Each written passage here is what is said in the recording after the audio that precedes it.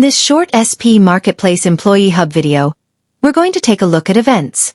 SharePoint Events is a feature within Microsoft SharePoint that allows organizations to create, manage, and display events in a structured and visually appealing way.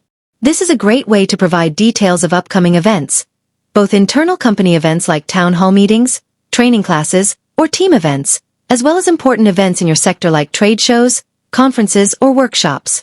The Events web part can be used on any SharePoint page.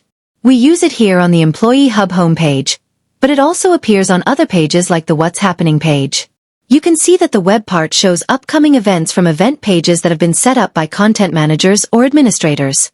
If we click on an event, you can see that it is really just a special type of web page containing information relevant to events, such as dates and times, locations, external links, perhaps to an event registration page, and information about the event and any special instructions for staff. You also have an option to add an event to your personal calendar.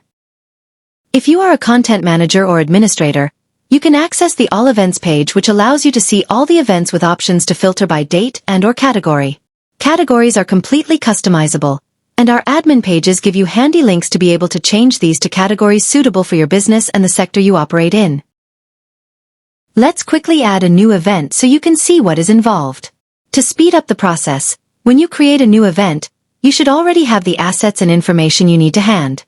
This will normally be a banner image for the event title, the date and time the event will take place, a location to be able to display a Bing map, and any links you might need.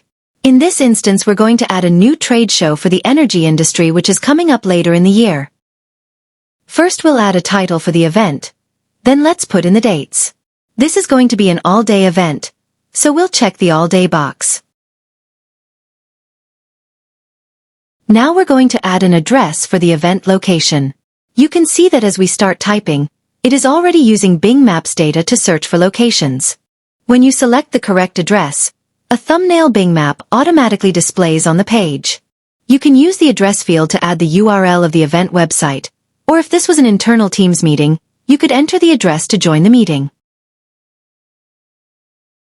Now we're going to add a category from our drop-down selection. Remember that you can customize the category list to suit your organization and sector. We've already added some details about the event in the text box, so the only thing left to do is to save the event. Now if we return to a page which shows upcoming events, you will see that our new Las Vegas event has been added to the list. The final thing to know about events is the configuration options for displaying the event's web part on your page.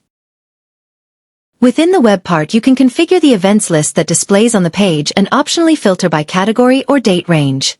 If you have groups configured for audience targeting, you can configure events to display only to members of a specific group. You can also configure the layout and the number of events to display on the page.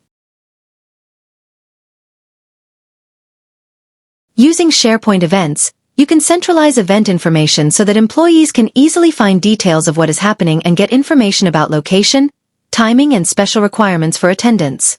This is a great way to communicate to employees what is happening within your own organization, as well as publicizing important events in the sector you operate in. Thanks for taking the time to watch this short video about events in our Employee Hub, Intranet in a Box. For more information about Employee Hub, or other SP Marketplace business products, visit our website.